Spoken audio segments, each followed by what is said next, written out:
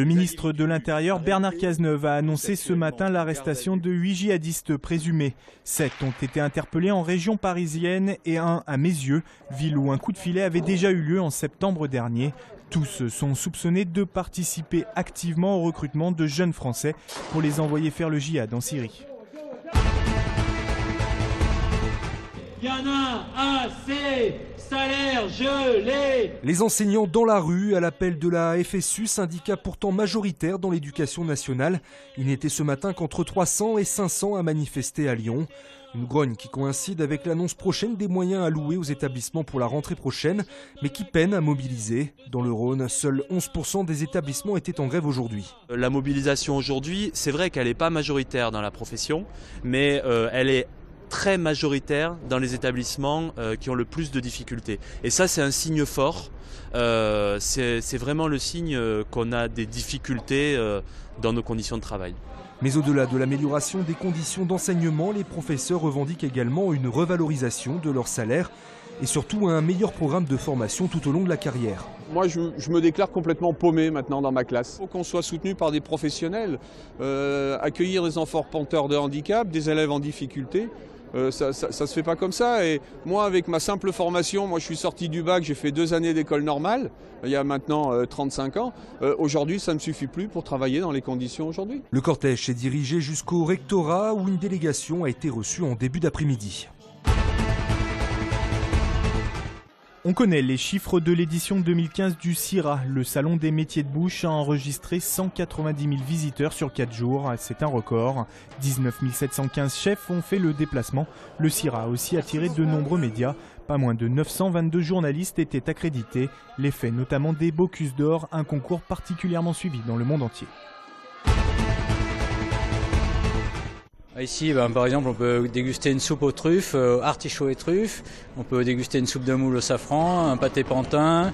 Un mois et demi après le musée, c'est au tour de la brasserie des Confluences d'ouvrir ses portes. La cuisine a été confiée à Guy Lasauzet qui possède 2 étoiles au Michelin dans son restaurant de Chasselet.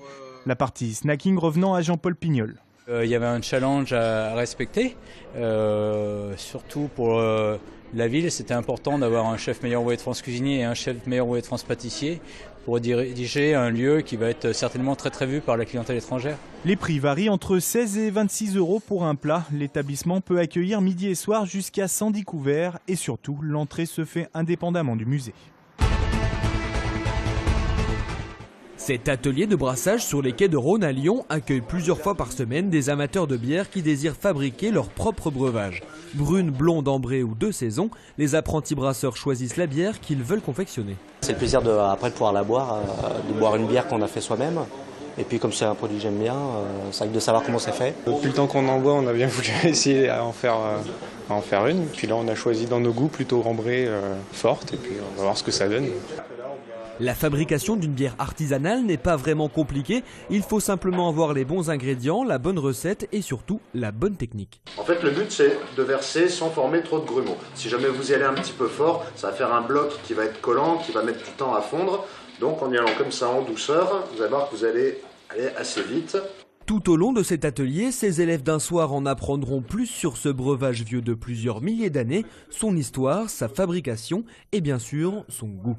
Premièrement, passer un bon moment, mais surtout aussi apprendre de nouvelles choses et après devenir un consommateur un peu plus éclairé quand ils vont goûter d'autres bières, parce qu'ils sauront la partie qui vient du malt, le côté sucré, le côté un peu amer. Les apprentis brasseurs reviendront dans 3 semaines récupérer leurs 10 litres de bière artisanale qu'ils pourront déguster chez eux, mais toujours avec modération. 3 points à 25 secondes de la fin, synonyme d'exploit pour l'Asvel. Les Villeurbanaises sont allées chercher une précieuse victoire à Limoges chez le champion de France en titre, 81 à 79. Alors qu'ils avaient très mal débuté la partie, les joueurs de J.D. Jackson ont renversé la vapeur en fin de match dans le Money Time. Grâce à 2 anciens Limougeaux, Green et Ecker, ils finissent respectivement à 16 et 12 points. Nivins, lui, termine meilleur marqueur avec 20 points. Villeurbanne fait un bond au classement de Pro A et occupe désormais la 7e place. Il faudra confirmer dès samedi à l'Astrobal face au leader, cette fois à Strasbourg. Mais ce succès à Limoges était peut-être le déclic tant attendu.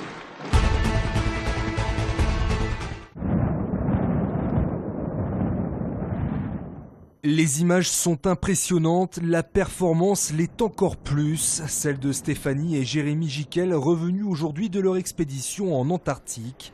Partis le 9 novembre dernier, ils ont parcouru en 74 jours 2045 km en ski à travers le désert polaire. Deux aventuriers des temps modernes qui se sont dépassés pour la bonne cause. Le véritable sens que l'on a trouvé dans cette expédition, c'est effectivement cet aspect de solidarité avec l'association Petit Prince, qui réalise des rêves d'enfants gravement malades, et pour lequel on a essayé de se mobiliser autant que possible, se projeter dans la réalisation d'un rêve, comme nous on a eu la chance de le faire. C'est quelque chose qui, pour un enfant malade, permet de se battre peut-être encore un peu plus contre la maladie. De cette expédition, ils ont ramené des images spectaculaires qui feront l'objet d'expositions, mais aussi un record, celui de la plus grande distance parcourue par une femme sur les neiges du pôle Sud. La précédente expédition était celle de Cécilie Skog qui avait fait 1750 km je crois en 2009. Au début on pense qu'on peut être trop faible. Je pense avoir prouvé que non, que je suis arrivée et que c'est possible. Une performance qui a permis de récolter plus de 8 000 € au profit de l'association Les Petits Princes.